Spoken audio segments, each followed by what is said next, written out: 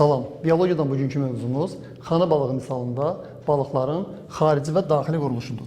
Əksər balıqlarda olduğu kimi, xana balığında bədəni öndən və arxadan sivridir. Bədənin bu formada olması üzməni asanlaşdırır.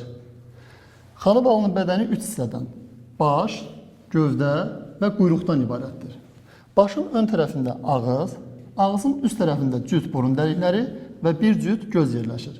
Bəzi balıqların, məsələn, naxanın, nərənin, çəki balığının ağzının yanlarında lamisə rolunu oynayan bığcıqlar vardır. Xana balığının başının yanlarında qəlsəmə qapaqları yerləşir. Qığırdaqlı balıqlarda qəlsəmə qapaqları olmur. Əksər balıqlarda bədənin yan tərəfi ilə başdan quyruğa doğru tünd rəngli zolaq, yan xətt orqanı uzanır. Yan xətt balığın hiss orqanıdır. Xana balığının bədəni pulcuqlarla örtülüdür. Bəzi balıqlarda, məsələn, naxanın bədənində pulcuqlar olmur. Hər bir pulcuq dairəvi formalı, nazik sümük lövhəcikdən ibarət olub, ön hissəsi ilə dəriyə birləşir. Pulcuqlar arxa hissələri ilə bir-birinin üzərini kiremit kimi örtür. Balıq böyüdükcə onun pulcuğu da böyüyür. Lupa ilə pulcuğa baxdıqda onun üzərində halqalar görünür. Bu halqaları saymaqla balığın yaşını təyin etmək mümkündür. Pulcuqsuz balıqların yaşını onların döş üzgəcinin en kəsiyində olan halqaları saymaqla təyin edirlər. Pulcuqların üzərini balıqların dəri vəzlərinin ifraz elədiyi selik örtür. Selik örtüyü sürtünməni azaldır və balığı xəstəlik törədən mikroorqanizmlərdən qoruyur. Üzgəclər. Balıqların hərəkətində üzgəclər mühüm rol oynayır. Hər bir üzgəc pərdə şəkilli dəri qatı və ona dayaq verən üzgəc şüalarından ibarətdir. Balığın üzgəci tək və cüt olur. Xana balığının tək üzgəclərinə bel, quyruq və anal üzgəci, cüt üzgəclərinə döş və qarın üzgəcləri aiddir. Xana balığında bel üzgəci 2 ədəddir. Quyruğun sonunda 2 pərli quyruq üzgəci, altında quyruq altı və ya anal üzgəci yerləşir. Balığın irəliyə hərəkəti əsasən quyruq üzgəcinin hesabına baş verir. Cüt üzgəclər müvazinətin saxlanılmasında iştirak edir.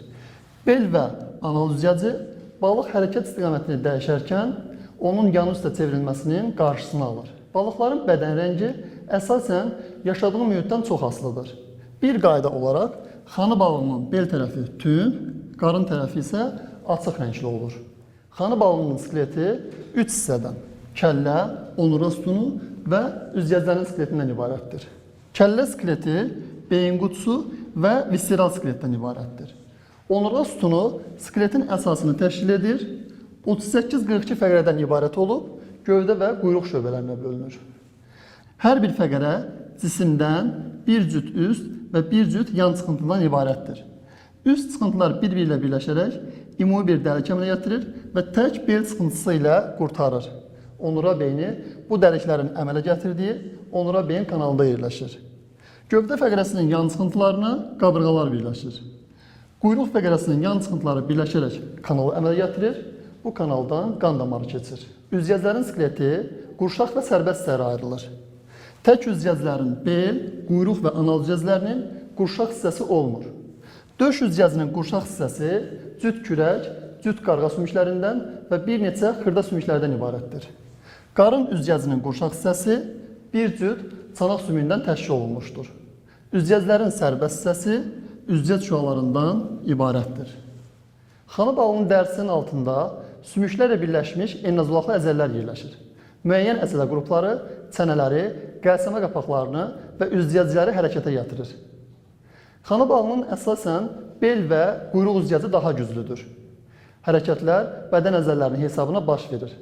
Balıqların daxili orqanlarında say əzələlər yerləşir. Xana balığı yırtıcı heyvandır. Onun həzm sistemi ağızla başlayır. Ağızda arxaya doğru çevrilmiş eyni tipli dişlər olur. Bu dişlər qidanı çeynəməyə deyil, tutub saxlamağa xidmət edir.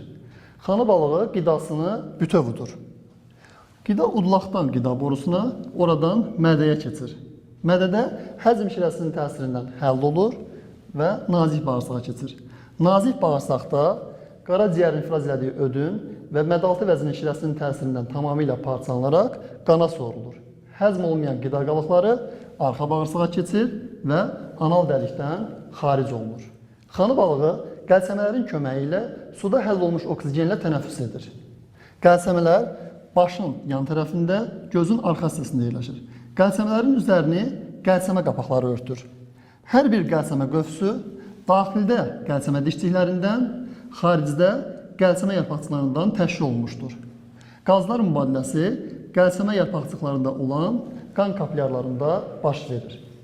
Qəlsəmə dişçikləri süzmə cihazı rolunu oynayır və su ilə ağza daxil olmuş qidanın buradan çıxmasına mane olur. Balıq ağzını açdıqda qəlsəmə qapaqları bağlanır və su ağza dolur. Ağzını bağladıqda isə qəlsəmə qapaqları açılır və su buradan xaricə çıxır. Bu zaman balıq həm qidalanır, həm də tənəffüs edir. Xanı balığının qan damar sistemi qapalıdır. Bir qan dövranı var. Ürəyi qarın nahiyəsində yerləşir. 2 kameralıdır, bir qulaqçıq və bir mədəcikdən ibarətdir. Ürək boşluğundan yalnız venoz qan keçir. Əvvəlcə qulaqçıq, sonra isə mədəcik əzəlləri yığılaraq qanı qarın aortasına qovur. Qan qarın aortası ilə qəlsəmələrə gəlir. Burada arterial qana çevrilərək qəlsəməüstü arteriyalarla başa və bel arteriyası ilə bədən orqanlarına aparılır. Ürək özü də bel arteriyasından ayrılan damarla qidalanır. Orqanlarda maddələr mübadiləsi nəticəsində əmələ gələn karbon qazı qana keçir. Venoz qan bədənin arxa və ön tərəfindən gələn vena damarları ilə yenidən ürəyə qayıdır. Xanı balığının bədəninin bel hissəsində böyrəklərin yanı ilə bir cüt lent şəkilli böyrək uzanır. Böyrəklərdə əmələ gələn ifrazat məhsulları sidik axarları ilə sidik hissəsinə toplanır.